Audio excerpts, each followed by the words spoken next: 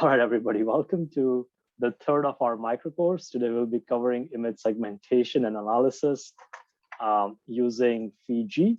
This is going to be a fun session because this is exactly what a lot of you would do in your real life with your data and your images. All right, so who we are a team of scientists and physicists who are here to help you with imaging experiments, design of your imaging experiments, as well as any kind of microscopy, which could be simply are you asking us to image, or we teaching you how to take image, right? Apart from that, we are also here to educate you for different things which has to do with imaging. And this course is in line with our ethos of educating people, all right? So our team is led by Dr. Adam Marcus, who's our scientific director. Laura, she's our interim technical director. April and I, along with Laura, we handle 3 different locations: Whitehead, Winship, and HSRB. And Stoyan is our all things data person. And I want to thank Neil, who's our expo director, under whose auspices I kind of visioned this course. So thanks, Neil, for supporting when I wanted to get rolling with this course. All right. Just a reminder, any kind of consultations are free. Feel free to email us, ask us any questions that you may have. ICI has got 19 different microscopes based on whatever need you have, starting from very basic, simple epifluorescence microscope all the way to 2-photon microscope, all the way to super resolution microscopes and everything in between. You can find all the information on ici.emory.edu. You can connect with us, chat with us on ICISlack.com or emory.ici.slack.com. And just a few things about this course. Feel free to give your thoughts, suggestions on the Slack channel. If you haven't filled the survey form, feel free to fill up the survey form. That's my primary way of emailing you and staying in touch with you. And every week, download the course materials. And if you have filled up the survey form, you will get an email from me every Wednesday about any update about the course, about the materials, as well as a download link for the course. All right. So let's just dive right into what we are going to do today. So the goal of today's course is to teach you how to do image segmentation. What does image segmentation mean, right? You have lots of features right over here within an image, but our goal is not to figure out those features right away. We want to create some kind of a mask, right? Something which I will put on my face, so that's the mask. Once I take out the mask, it will not have the fine details of, let's say, a wrinkle or something like that, which is present on my face, but it will still give me a good measure of how my face looks like. So it's the same thing we are doing here with a cell, right? We are creating a mask of a nuclei. We are creating a mask of a cell. And all of that does not tell us what kind of fine features we have within the cell, but that's the starting point to do any kind of analysis. And once we have the mask, we can measure various parameters which are part of this mask. And you will hear me use the word object. So once you have generated a mask, this will be referred to as an object. So I won't be calling this as a nuclei or a cell. I'll simply be referring this to as an object. Okay. So the goal of today's workshop is to make you aware of and use different tools which are available for segmentation as well as for analysis, specifically regarding Fiji. We will be looking at more segmentation tools next week, which are based on deep learning approaches. But this week, we will only be focusing on everything that you can do using Fiji. What I want you to get from today's session is how you can integrate these tools into your image analysis workflow. And apart from this, we will be doing all of this with different exercises. Right now, these exercises may or may not be applicable to what you are doing. But again, the idea is for you to appreciate what kind of tools can be used for your purposes. All right. So there are 5 basic steps when it comes to image segmentation analysis. Okay, you have your image. We will do some kind of processing and filtering onto your image. And this processing, and I think I'm missing something, this processing and filtering essentially means that if you have some kind of a background, oh, I'm not missing anything. If you have some kind of a background in your image, you want to clean up some of that background. So for example, there are this mitochondria over here. You can see that there is increase in autofluorescence, background fluorescence. I want to clear that up. So I will use something like rolling ball subtraction background method to create any of that extra background. The other goal of the mask is not to look at individual features, right? So it really helps if you blur these features out. So you want to apply something called Gaussian blur. So that's part of cross-signal filtering, and a lot of filters are part of Fiji. So we will be applying some of these filters, Gaussian blur, median, mean, min, max, and so on, and see what each of these filters do. Now, the goal for me is not to get into the theory of how any of this works. That's math intensive. The goal is to show you how each of this filter or what each of this filter does. All right. So if you would like us to go into the theory and math of how and what each of the processing algorithms and filters do, we will be happy to, but we can do that at some other time towards the end of the course. Okay.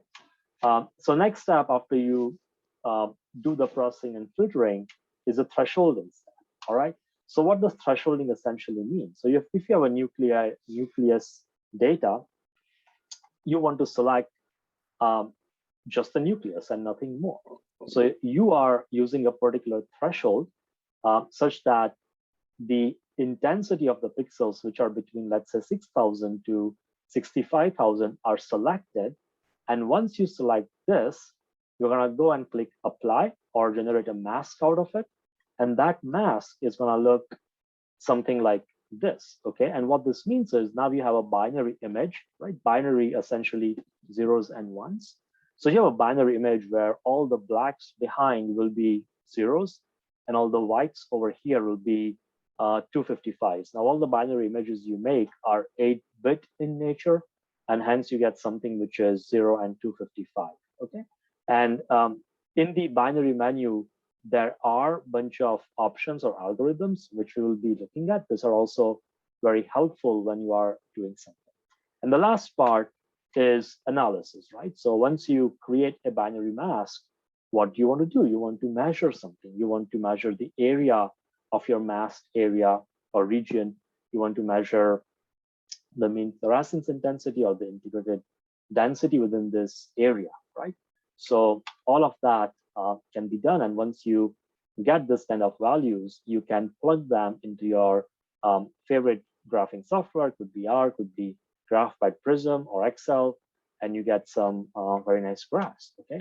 So I want to quickly show you something I posted on Slack, right? Which is this paper where this is from eLife, where they literally measured the area of the cells following treatment of cisplatin, and you can see how the area changes. And this is exactly something that you will be able to achieve from today's workshop if you are working on something like this. Okay.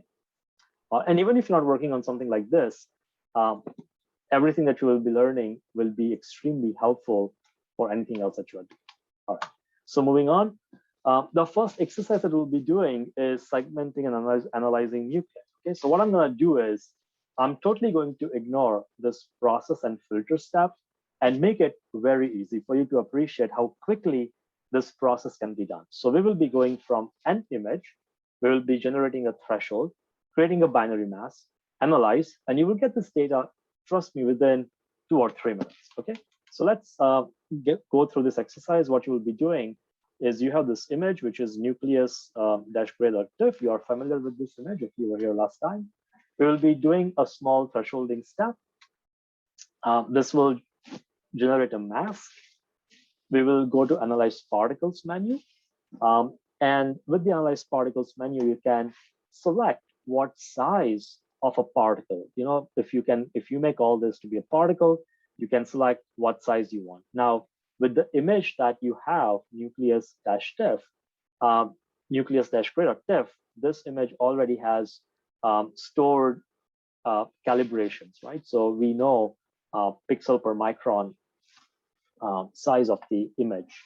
So based on that, you can either use the size or you can simply go across and use the pixels. You can also select this by circularity, which is if your object is more round versus the object is not so round. Okay, and I'll talk about all this menu in a bit. And once you super quick question. Yes, go ahead. The masking process, does it work on Z stacks through the Z depth? So there are 3D versions to do something like that, and we can talk about that offline. If you want to do something in 3 dimensions, we can do that. And if I would say if you have something with 3D, Imaris is really good at doing that. So we have Imaris, and Stoyan can help you getting your 3D data segmented using Imaris. Okay, cool. Thank you. Okay, yeah, you're welcome. So we got things in the Roi Manager, which then we can go ahead and measure. Okay, so you will get something like this. So let's just jump directly into the first image. And I do hope I have it open over here. All right, so let's go to Nucleus-Gray. Okay, so first things, as I was mentioning, let me go back so that we are following this sequence and order. All right, so I have the image open first. We will go ahead and bring up the threshold menu. I love the shortcuts, so it's Shift, Control, and T as in Tango. So we get the threshold menu. And just kind of a recap, if you don't know where to find something, you can just type in threshold over here, and you got options, and you can click on Image, Adjust Threshold. That's how you go to threshold, or you can click over here and run, and you still get the same menu. Okay. Now, there are different, if you click, right now we are on default mode. What that means is it auto selects and auto figures out what is the best range where you're getting much of the threshold. But there are also options with all these different names of people like Otsu, Renier, Lee, Mean, and whatnot. These are different algorithms, right? And I'll give you a link if you want to get more educated about what these algorithms do.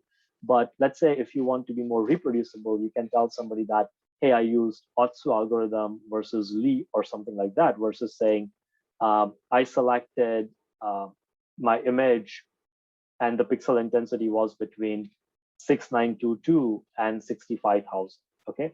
So, and the other thing I would recommend is before you want to mask something, all the images that I've given to you is a 16-bit image, right? But we are not going to analyze data on the mask. Life becomes a bit more easy if we convert the image that we want to mask into an 8-bit image, okay? So once I convert this into an 8-bit image, and I do auto, right now we have to deal with 0 to 255, which makes life very easy when we want to scale things back and forth, right? So let's say if I'm happy with where my threshold or the red color is over my intensities from the nucleus, I can go ahead and click apply. Or the other way of doing that is going to process, binary, and convert to mask, okay? So you can do either way. And today we will be using a lot of this process menu, all right? So let's ahead and go and click apply. We generated a mask, okay? Once this mask is generated, you can go to analyze and analyze particles. So before we go to analyze particles, you want to configure your set measurements menu, okay? So if you go to set measurements, right now it shows to me that if I was to measure anything, I will get area, mean, intensity, and min and max values. But if you want to integrate something more to this, which is you want to measure, let's say, perimeter, centroid, and whatnot, you have to enable that. The one that I do like is integrated density, so I'll keep that over here. And that should be it. I'm okay with whatever else I have. So I'll click OK, and then go back to analyze particles. And here, where we will kind of play with features, right? So it says I can go from size, which is 0 to infinity. Let's not change anything for the moment and say OK, right? So it says, do I want to display results? And not, let's say, yes, I want to display results, but that's not going to be much helpful because the mean fluorescence intensity from this is not going to be helpful at all because everything is 0 and 255. But let's still say OK to it, okay? So I'm gonna say OK with everything, and what do we get? We get some results over here. Of course, the mean is 255 for all of them, which is again useless. But what is going to be helpful is the area, because area doesn't change irrespective of your pixel intensity values. All right, so, but let's close this results window for a second. Go back to your image. And what it did is it generated an ROI manager by itself, right? So now we can click on each of this ROI, and we have 8 different objects, right? So we can now go back to our image. And one thing I should have told you to begin with is always duplicate your image. Remember, I told you that last time. I did not duplicate, but that's okay. I can open my original image again. Well, actually, I did duplicate my image, which I just didn't remember that. That's okay. All right, so we have this. Now our goal is to measure intensity and various parameters of this image, right? The nucleus-gray. So what I can do is I can click on my nucleus-gray image, go back to my ROI manager, and now if I click on, come on.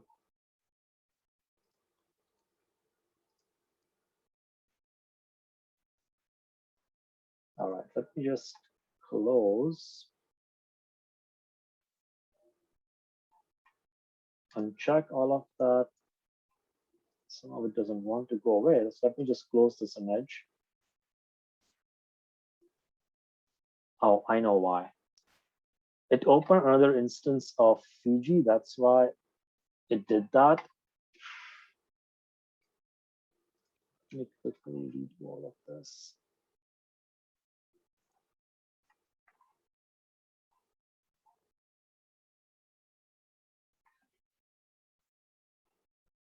Okay, we got this, and let me open it on this instance of Fiji.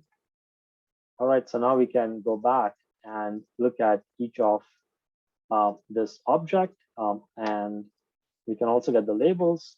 So now if my goal is to analyze this one, I'll go ahead and say measure, and boom, it gave me data. Give me a second and analyze, set measurements again. I wanted integrated density, and let's put perimeter. That should be okay for the moment, and say okay. And let's do measure again.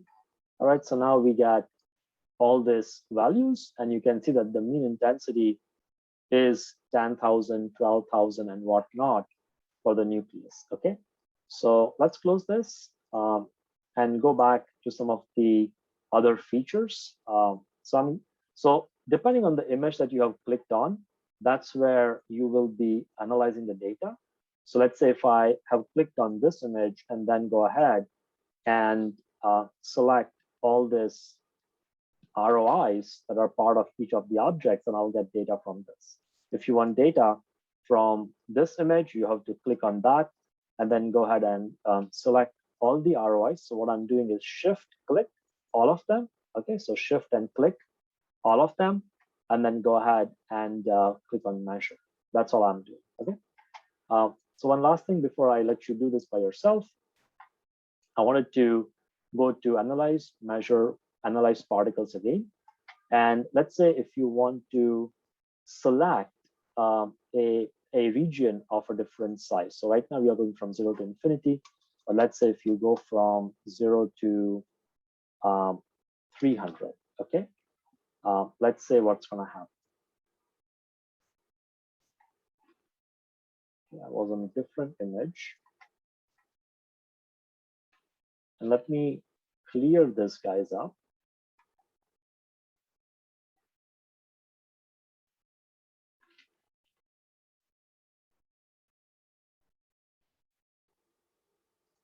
Analyze particles and say okay. All right, so well, everything is from 0 to 300. The area is 38, so this could be a good way for me to know what I want to select. I can go to something like 40 or 35. So let's redo that.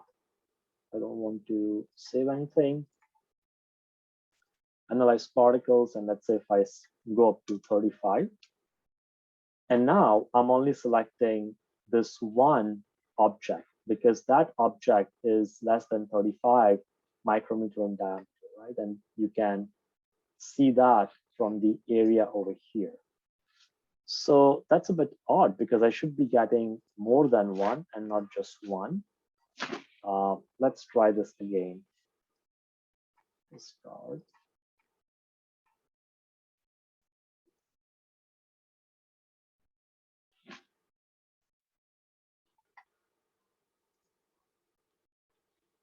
That's interesting.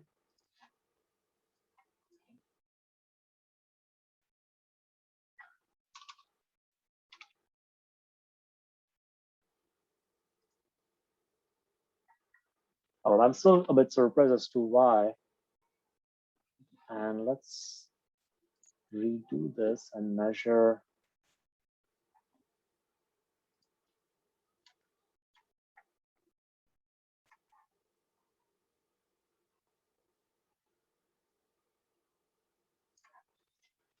So that's a bit interesting as to why it's still giving me something which is less than 35, and I've selected for an area which should not be less than 35. That's counterintuitive to how it should be working, unless it's taking the pixel values into consideration. But what I'll do is I'll figure this thing out later. It should not be happening that way, but it's happening. But in a nutshell, this is how you can start the first step. It's not a great start if you ask me. What I'll do is I'll let you guys roll on with the first exercise, and it should get you started with masking. Okay, so let me know if you have any questions while you are getting through this. So let's reconvene at about it's 4:26, about 4:37-ish or something while you work with this, and let me know if you have any questions.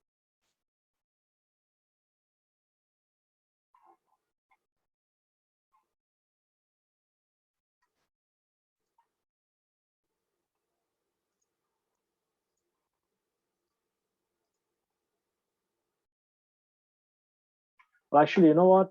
It was fine. I chose from 0 to 50, so everything was between 0 and 50. So I take back. It was fine. I'm sorry. It's fine.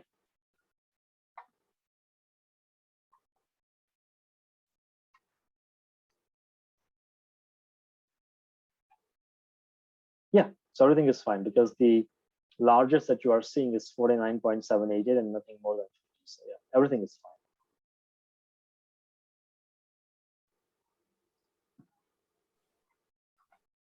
Can you remind me, please, how you got to the ROI? This one? Mm-hmm. The ROI will generate by itself. So what step are you at?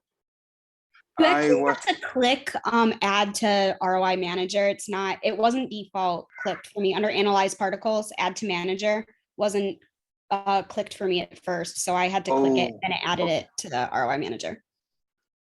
Thank you. That worked. Yep, perfect. Thanks.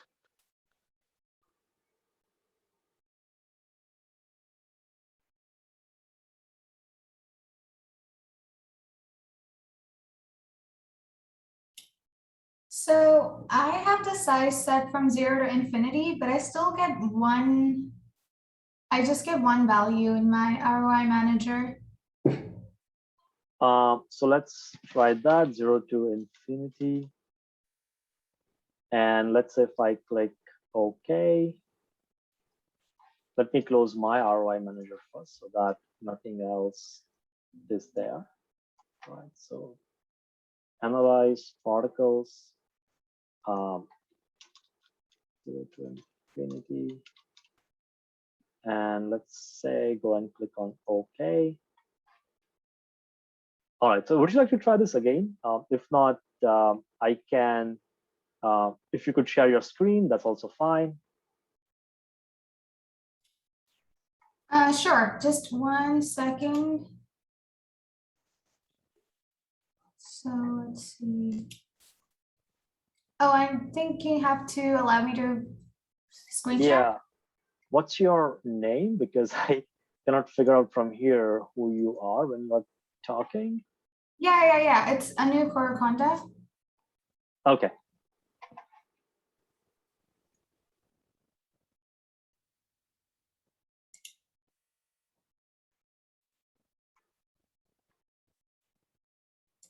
Did that work out for you? I think it's asking me to start my video. Oh, sorry, I sent you a wrong request.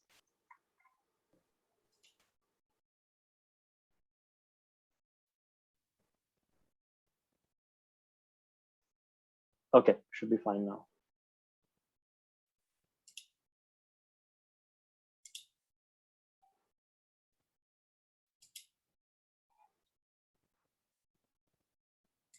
Okay, so yeah, I can see your screen.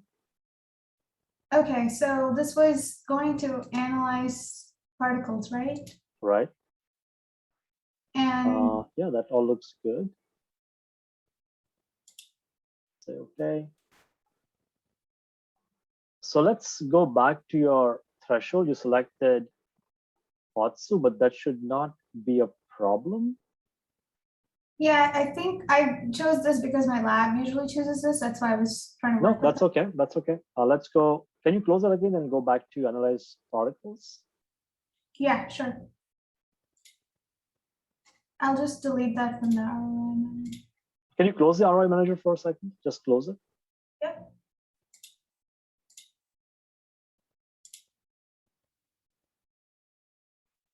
That's interesting.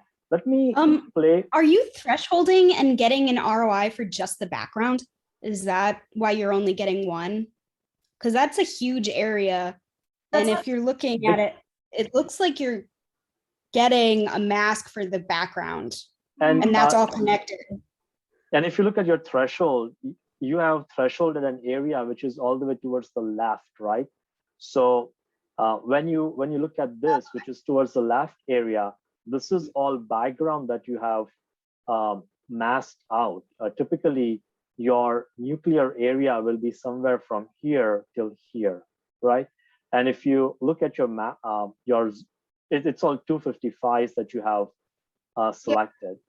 Plus, so how would I just? So let's close this image that you have, and your lookup table is somehow inverted. That's another thing. Okay, so let's close this image. Okay. Let's go ahead and open your Nucleus gray. Okay, and right-click this image and duplicate that. All right, and once you have duplicated this, convert this to 8-bit. So image type. Yep. 8-bit. Wonderful. Okay. Now let's do Shift Control T on the 8-bit image. Okay, and so here, right, your threshold is all the way towards the left. So move the one at the bottom towards higher, 255. Yep, and move the top towards right.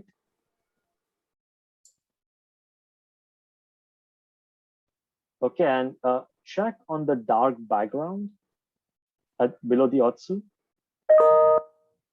Yep. And let's hit apply.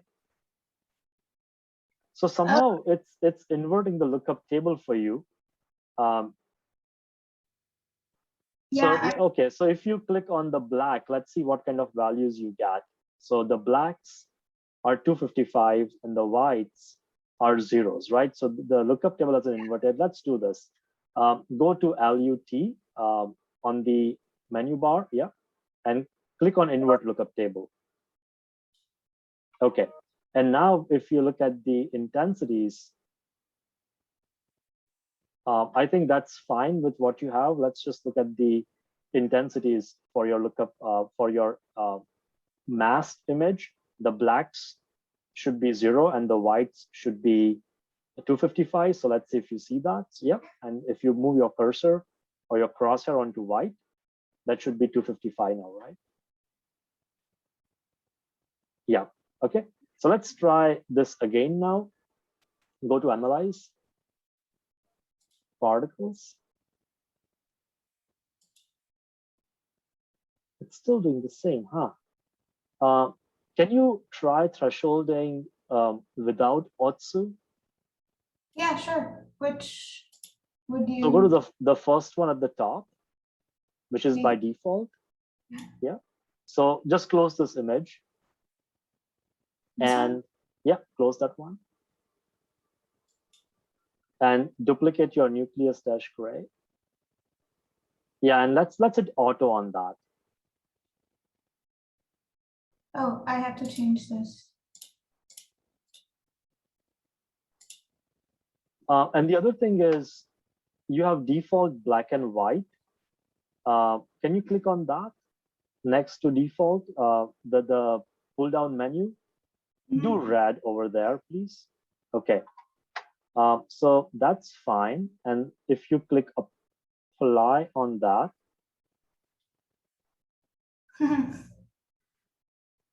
Okay. Okay. And let's go ahead and analyze particles.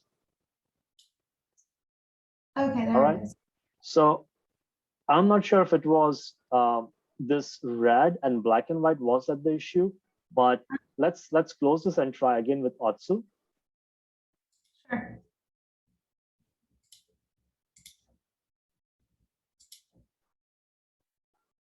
So close your nucleus dash gray. Yeah, that one, the masked image. And yeah, duplicate that. Yeah, and try Otsu on this one now with red. Yeah, and hit apply. Forgot to change this. Okay, and hit apply. Let's see what. Okay, and now. Yes. All right. So I think it had to do with the selection where it was red, and I think this is a good lesson for everybody else too. If you are having this kind of an issue, by default, because I've been using my Fiji all the time, by default it was at red, so I don't even recollect how it looks if you have black and white. So if anybody else is having this issue, this is kind of a good example that your settings should be red over here under your threshold and not black and white. So thanks, Anu, for bringing this up. Thank you for helping me out. Yeah, sure, you're welcome.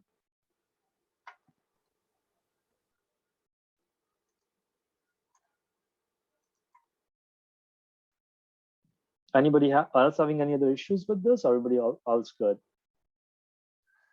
After I do the analysis, the only results that is showing up, it's just the area. Okay, so the standard deviation mean and everything else is missing here. All right, so let's go back to analyze.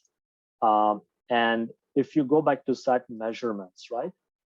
Did you check on anything that you like? Okay, so go ahead and check on set measurements. That should take care of it.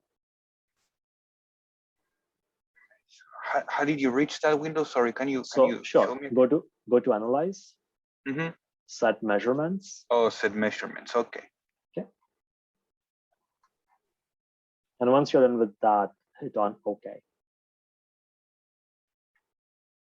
There you go. Thank you very much. Yeah, you're welcome.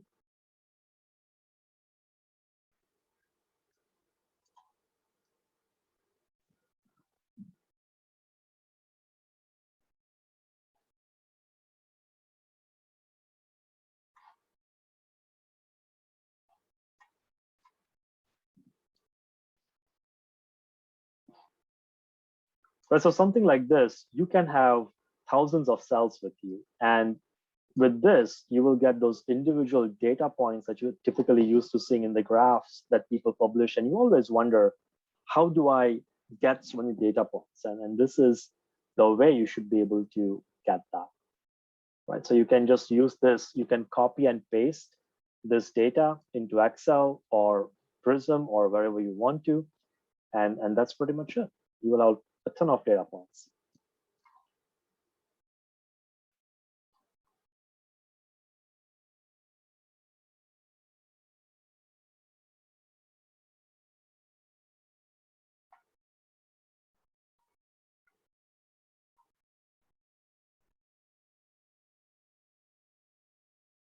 Yeah, I really want you all to kind of get this exercise right, because this is the base of everything else that we are going to do. So take a couple of more minutes. That's okay with me, but let me know how you feel with this exercise.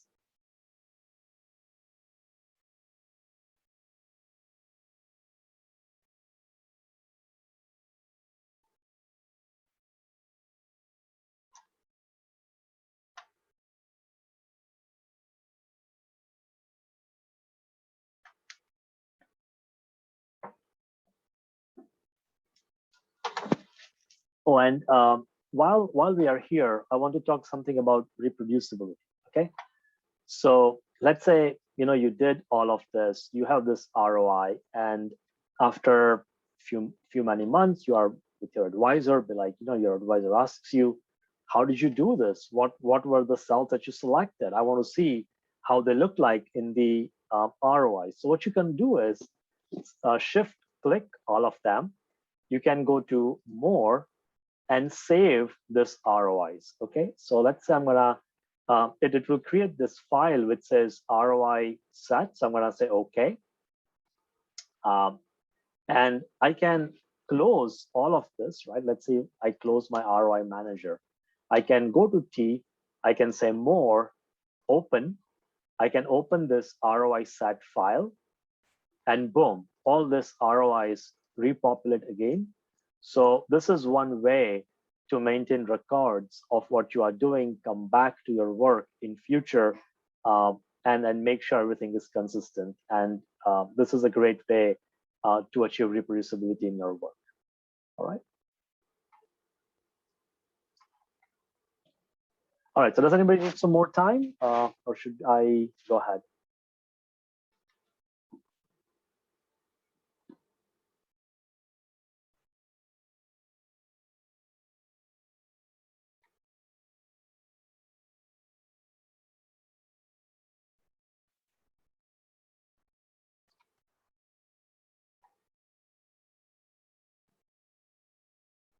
Good to go? Yeah, no? Should I just flip a coin?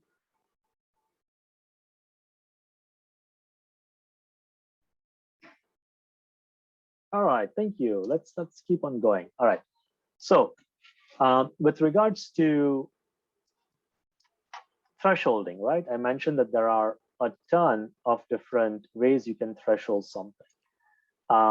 And one of the reasons why I want you to be aware of different modes for thresholding is, let's say when we're going to use Cell Profiler to automate some of these routines in week 5, what you will end up finding is, do you want to threshold using OTSU, or you want to threshold using maximum entropy, and so on, right?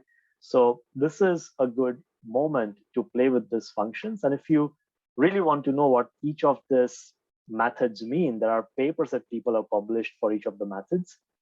You can go onto this link and you should be able to find it. But real quick, if you want to know how your output is going to look like with different thresholding methods, even in Fiji, what you can do is, and again, you want to convert this to 8-bit and not keep 16-bit, because if you want to get this output for 16-bit image, Fiji does not like it. It will take a long time, and hence converting it to an 8-bit image before you do this operation is recommended. So you can go to image, adjust auto threshold, and it will tell you what method you want to try. I'm going to say, try all and not one of it. And it will open up this window with how the thresholding will look like with any of the methods that you have. All right. So you can play with this. And again, I wanted to bring this up because this is something you will be using when we do Cell Profiler. Okay, so let's go back to the presentation. So before you do any of this, it's important to do some processing. So the first processing step I want to kind of touch base with is background subtraction. And you might wonder, oh, well, I can make this image look like this with different ways, right? So a popular way to subtract the background is using the rolling ball radius. The other ways of doing that could be, I can go to math, subtract, and still my image looks the same, or I can reset the values in brightness contrast and save that, and my image kind of still looks the same. But what happens is there is a huge shift in your image histogram, okay? And that makes a difference when you are trying to use any of these methods, right? So with the original image where I did not do any kind of background subtraction, this is the output that you get with different methods, for example, Otsu, Wang, and max entropy, whereas this is what you end up getting if I was to do any kind of background subtraction, okay? So this is just one thing in the processing flow of things that you should be aware of. So let's kind of go back and see where this Otsu algorithm is. Not Otsu, I'm sorry, the rolling ball algorithm is. I'm gonna open up my cropped composite for that. I do not want the other instance of Fiji opening, which is annoying with a PC. Okay, so let's say if I duplicate my mitochondria image, I go over here, and it's very much clear that I have a lot of background here, right? So I can just go ahead and say subtract, and it asks me what option do you want to use. So I'm going to say subtract background and not just subtract. This option, which is process subtract background, this is essentially the rolling ball algorithm that you might hear from people talking. And what essentially the value that you want to set over here should be in pixels, which is higher than your pixel of interest. So my pixel of interest are essentially this mitochondria. And one of the nice things about Fiji is you can always turn on preview and see what's going on. So I'm gonna say 10, I got a lot of background being subtracted. I can go to 15 and be like, I'm okay with this, and say okay. And this is your kind of background subtracted image that you get, okay? So there is still some over here, and probably 10 was the right choice. But this is essentially, anytime you read that I subtracted my image using rolling ball subtraction, that's what the manual people use over here, okay? And this is also going to be helpful when we get into Cell Profiler of things. Okay. If you are wondering what all of these options meant, let's say when we went to analyze and we went to set measurements, and you had, wow, what is Farrett's diameter? What is it doing? What is perimeter? I hope a lot of people know what perimeter is and whatnot.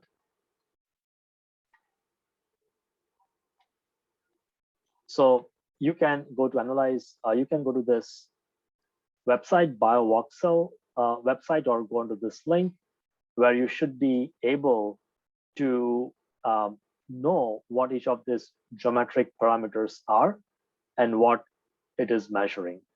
The other thing I would like you all to kind of install in terms of plugin is this Biovoxel update site.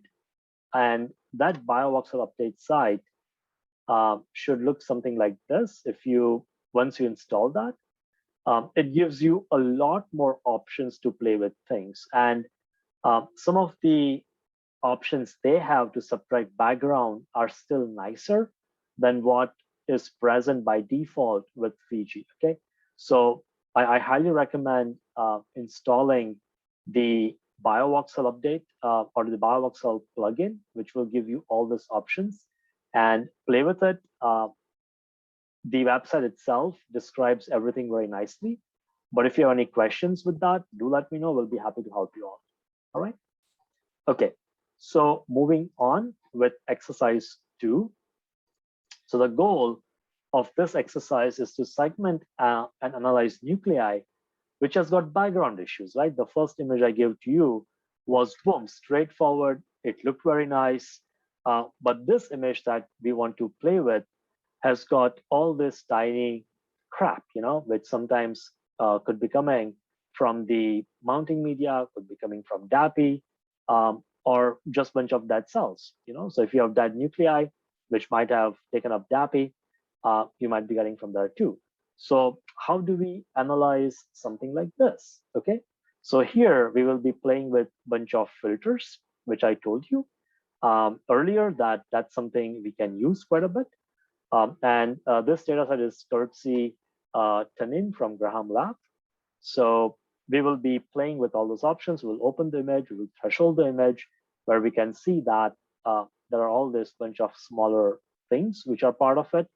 Apart from that, there are these two nuclei, which instead of appearing as one nuclei, instead of appearing as two nuclei, it's appearing as one nuclei.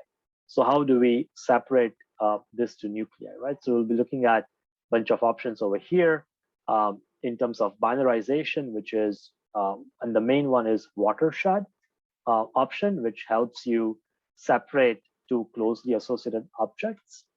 And then we will be analyzing the particles, okay? So let's go ahead and play with this data set a bit.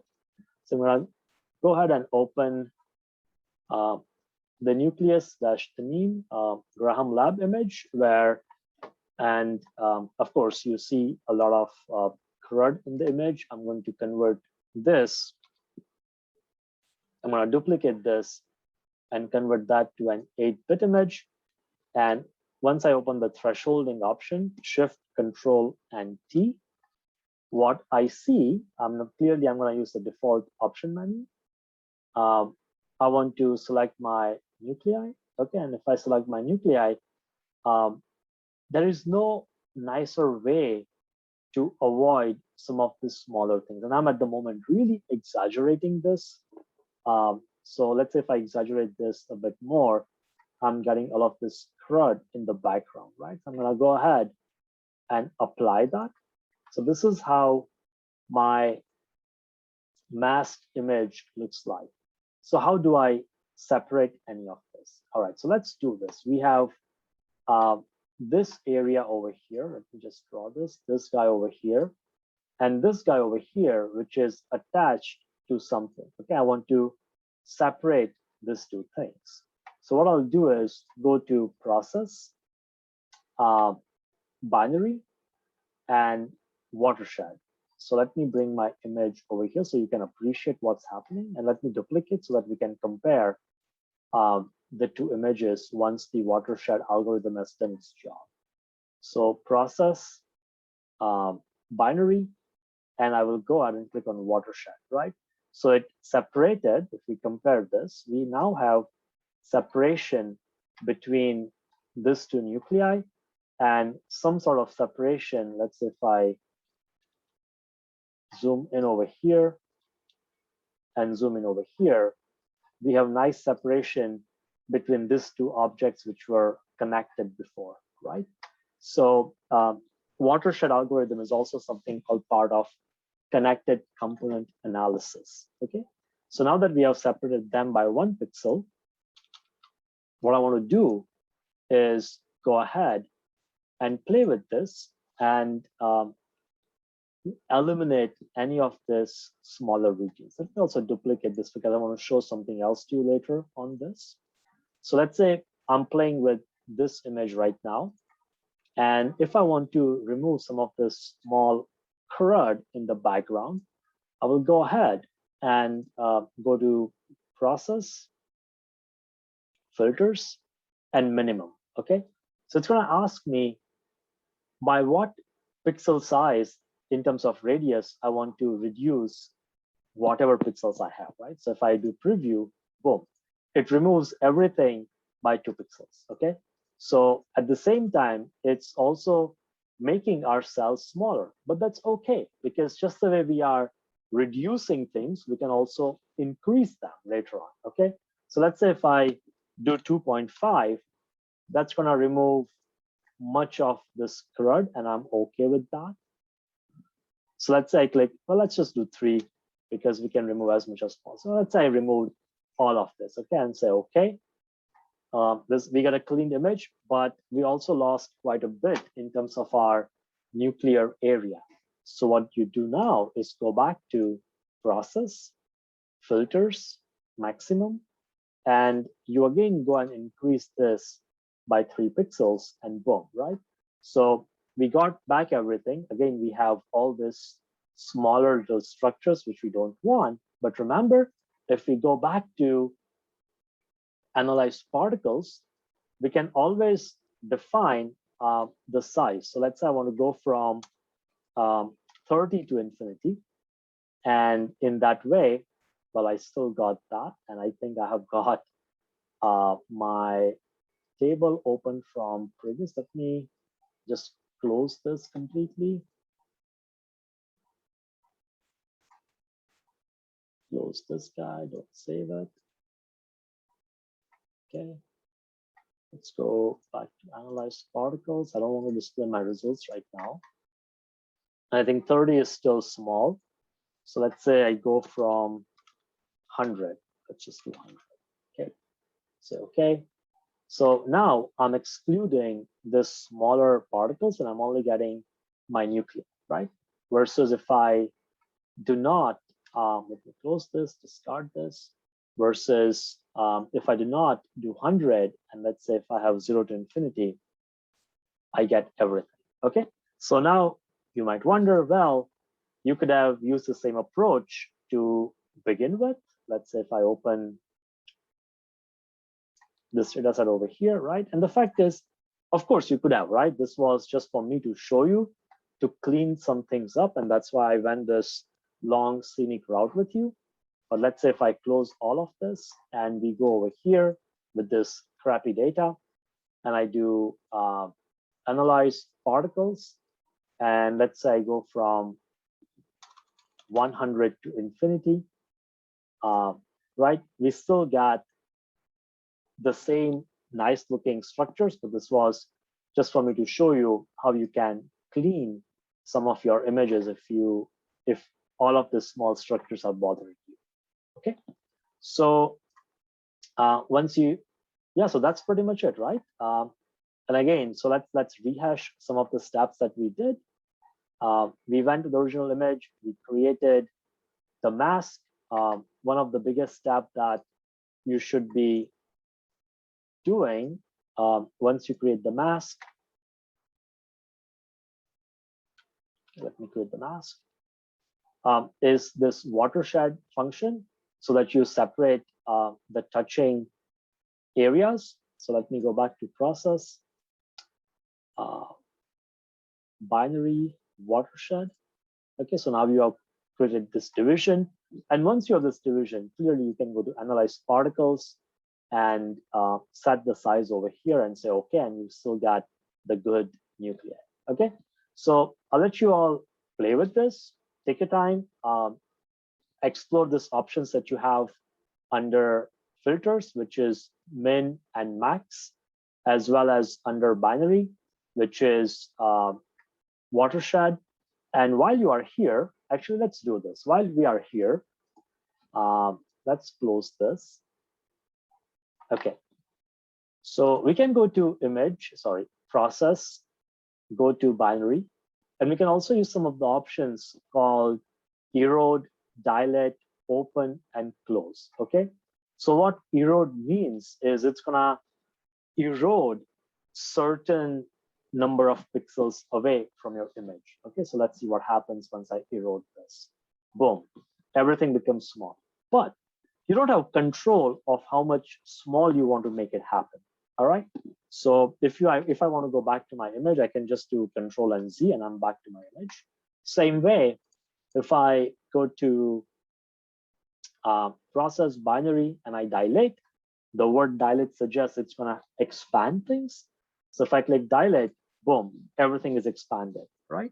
So again, I don't have control of how much I can expand on my pixels.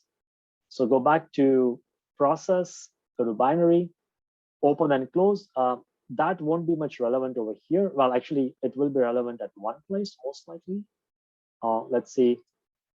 Right, so if I open things, some of these regions just go away, and that's with the open function. But open and close is going to be more helpful when we look at the cytoplasm completely versus this. So let's go to the last one, which I want to show is close. And if I close, again, the area which was divided using Watershed is no longer divided, okay, because it's expanding things by certain pixels and closing things which is in close apposition to each other. So let's go back. Okay, so play with these options. You will be again playing with these options when we work with the cytoplasm, but this is just a good start to play with the options. Okay, so let you all play with this, and we'll reconvene in about 5 to 10 minutes. And just like last time, if you have any questions, let me know. All right, so we'll get moving with the third exercise. Actually, does anybody need some more time? Just want to make sure, because things will only get more fun as we move on. All right. Okay, so let's jump across, and let me share my screen if I have not done that yet. Okay. So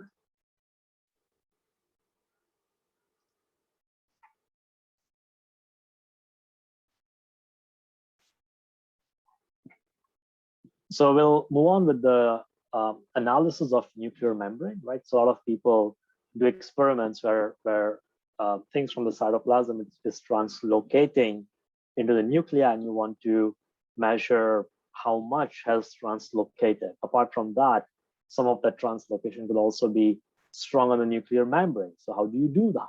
Okay, so with this image example, you will be able to play with some of that, and it's going to be more fun. So you will be opening your image, which is nuclear membrane.diff. Here we will be duplicating our nuclear channel, which is the one in magenta, and the green is the one which has got a nice fluorescence around the nuclear membrane. This is how the original data looks like. And what I want you all to try to do over here is do something called filtering, right? And there are different kind of filters. The one that we'll be using over here is a median filter. While I'm asking you to use median filter, I also want you to try and apply the mean and the Gaussian blur filters. What median filter does is it preserves the edges of your structure, okay? So if you have something like mitochondria, or if you have a nucleus over here where you want to preserve the edge, right? Because our goal is to look at the fluorescence on the nuclear membrane. So that pretty much means you want to preserve the edge of this nuclei. And hence, I would recommend using median filter over here. And again, give it a shot and see what happens if you were to use a mean and Gaussian filter. How much blurred will it look, right? So if you were to create a mask of an image which is blurred out, then you are not representing exactly where the nuclear membrane is. Hence, you want to use a filter which preserves this edge so that you can exactly say where the nuclear membrane is going to be, okay?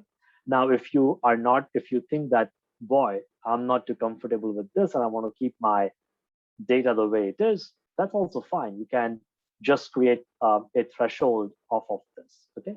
But this is one way of learning to use bunch of filters. Okay. All right, and next you can just apply the threshold, which you are very familiar with by now. So threshold the image, generate a mask. All right, once you generate a mask, think about it. Our goal is to look at something on the boundary. And I showed you earlier about applying something called a filter of maximum, right? So if I maximize this by a couple of pixels, things are gonna grow out from here. It's gonna grow out from here. And it's gonna look something like this, right? So it grows out. You will get second image, which is this. So essentially, what we can do is we can use image calculator, which is what I'll show you, and subtract the second image, subtract the first image from the second image. The second image is a larger one as this grown out region. So if you subtract first image from the second one, you are left with something that looks like the nuclear membrane to you, okay? But, and this was supposed to be my animation, but what could go wrong, okay? So what could go wrong is something like this. Now, if I was to overlay,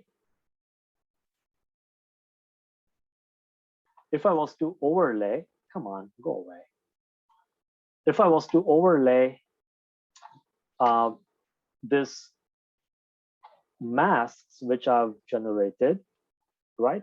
This masks that I've generated onto the actual data set, what you can see is it's not exactly aligning this sort of faint 1 pixel boundary that you have with your nuclear membrane. It's roughly here and there, right? So clearly, I want to do something where I generate a filter whose maxima is 1. And apart from that, let's look at something here. When I tried to generate the mask using threshold, I was a bit greedy. Some of this nuclei have got lower intensities.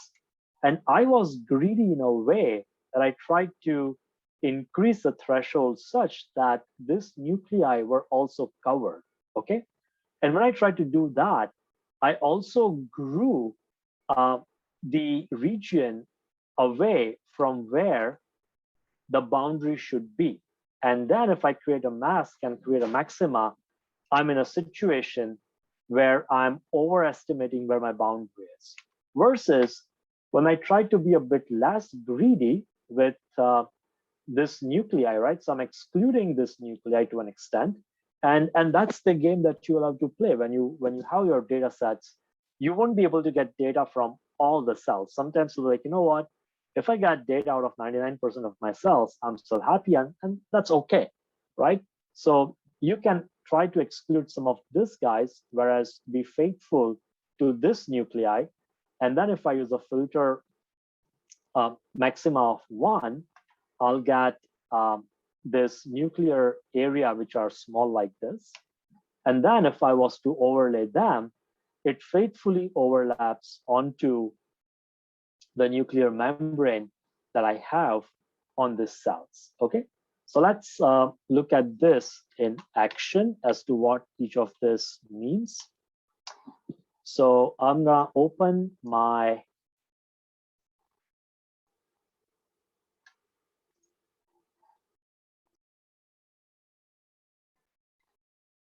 nuclear membrane channel or image. And other thing is, just for the sake of time, I have created this composites of different images where you have, you know, what happens if you use a max threshold, if you reduce the threshold and you use 1 pixel maxima and 2 pixel maxima to see how the data looks like, okay? So if we don't go through all of them, we can look at some of these data sets that I've already pre-made. All right, so let's go ahead. A quick question in regards to why you're choosing to do the filtering this way as opposed to making objects using the green channel and then subtracting that ROI from the purple channel, right? Good question. Wouldn't that be the same thing? Yeah, so let's try doing that. Okay, so this is my data set of green channel, and as you suggested, if I try to play with my thresholds, what's happening? I'm not getting everything, okay. right? So even if I try to do process, let's do filter, and let's do median filter. Actually, median filter, which, let me remove this. Okay. So if I do process, filter, median filter, preview, that's removing stuff quite a bit. I think it was the mean filter which worked the best for this. Okay, so I'm seeing some of the boundaries now, and let's say if I'm okay with the boundary, things are blurred. But even in that situation, it's not faithfully representing the boundary, the edges, right? Yeah. So this is a situation where the nuclear membrane is not well represented by the probe. Right. And that's why I tried to choose this example. And you are bang on the target. If the nuclear membranes were well represented, I could simply do a threshold of this and subtract that from the nuclear channel and get done with that. But that's not the case, and hence I'm taking this long scenic route. Okay, perfect. Thank you so much. You're welcome. Okay, so let's separate the two channels. All right, so I have my nuclear channel over here. Let's make it gray. And again, I can simply be right over here. Okay, and I'm saying, okay, fine by me. And what you will see is if I zoom in over here, if I want to faithfully just go to the edge of what I have, there are all this pixelation that I'm seeing, right? Versus if I was to apply some kind of a filter onto it, I will not see this kind of pixelations. Okay, so let's kind of go back and apply I'm gonna reset this.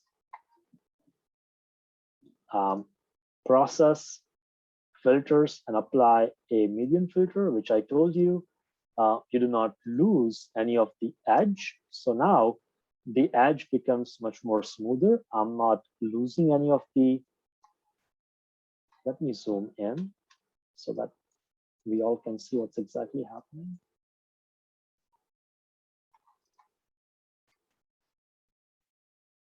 Process, filters, median, right? So it's preserving the edge versus if I go to process, filters, and let's say Gaussian blur, preview, right? It's not preserving the edge. Things are blurring out and you don't want that. So I'll use the median filter, say okay. And if I apply the threshold on this, it's a bit more smoother than before. And this is the compromise I was talking about earlier, which is I'm going to let go of this. Okay, I'm not going to be greedy and say I want to get the entire nuclei, because if I try to get this entire nuclei, what's happening is this region kind of grows out, and that's going to misrepresent my area around the nucleus or my nuclear membrane area. So I'm just gonna eyeball as to how things look like and say, I'm happy with this, okay? And hit apply. Now, one thing is you see that there is an empty area over here, which I want to fill. So I will go ahead and say process, go to binary and say fill holes, okay? So if you ever are in a situation where there are a bunch of holes following your thresholding and masking, you can go to fill holes. And once I click on that, this hole got filled. Let me just move the image over here. So if I go back, process, binary, fill hole, right? This hole got filled. Okay, so now we have this image with us. I'm going to duplicate this.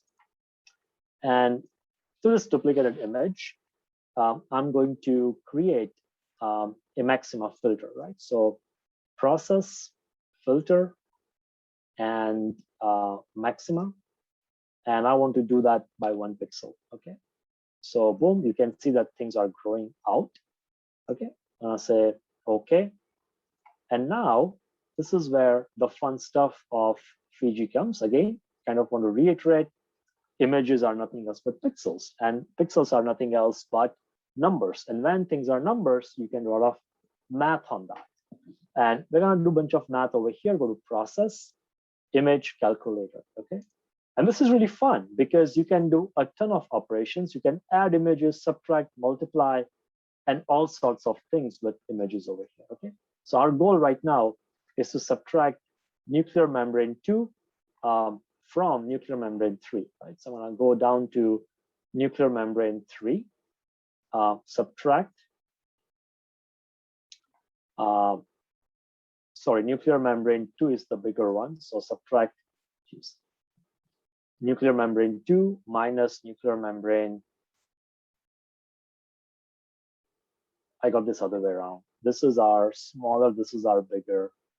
So the bigger goes on the top, which is what I was right, nuclear membrane 3, and subtract nuclear membrane 2 from that, create a new window, and boom, right?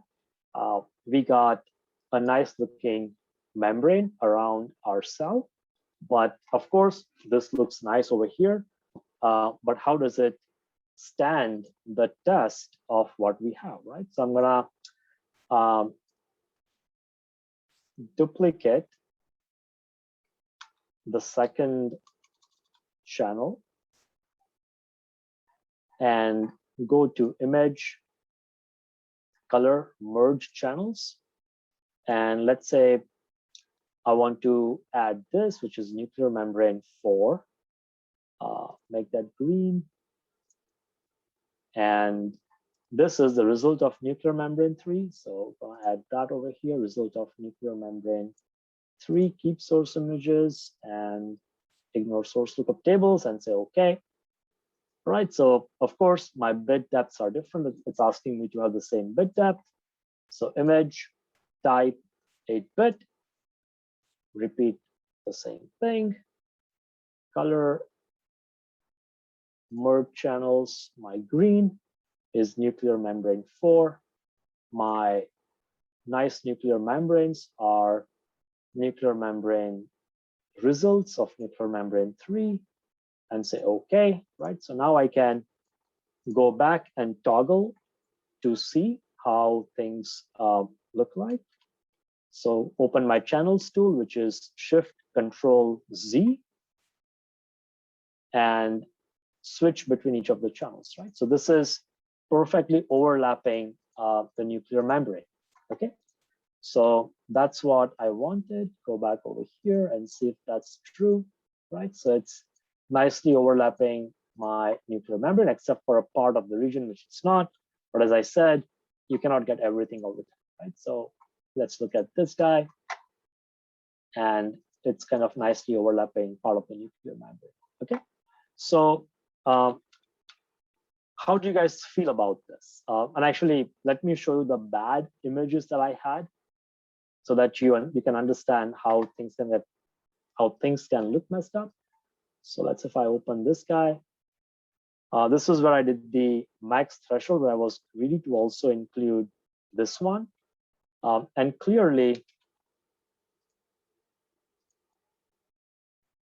you can see that it's not exactly where the membrane is. It's way outside the membrane area. So that's not a good thing. And if I do a 2-pixel with me not being greedy, it's still kind of overestimating everything. Okay, so it's still giving me good data, but it's overestimating. Okay, so again, it's completely up to you how your data set and how big your nuclear membrane is, and you can go from there. Okay, so that's that. And yeah, goes without saying, you can do the same thing, which is analyze particles. I want to ignore this. So this is where the circularity comes into picture. Right, so if something, let's say if I go from 0 to infinity, this time I'm gonna include everything. But if I say I want something which is circular by about 0.25 or 0.5, I would hope that I'll be removing this wiggly looking thing. Okay, let's see, where did my, I have a ton of windows open, so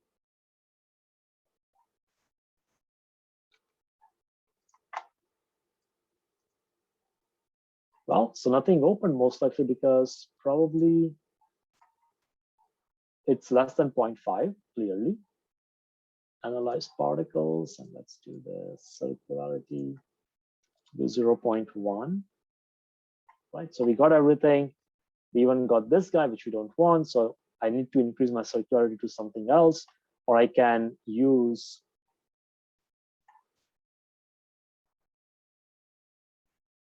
let's do 0.25, or I can also select some size differential over here. So it's less than 0.25.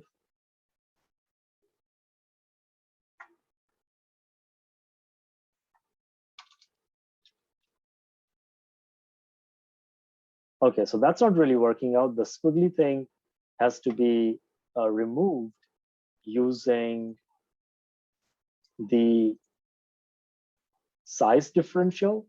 So most likely, let's do,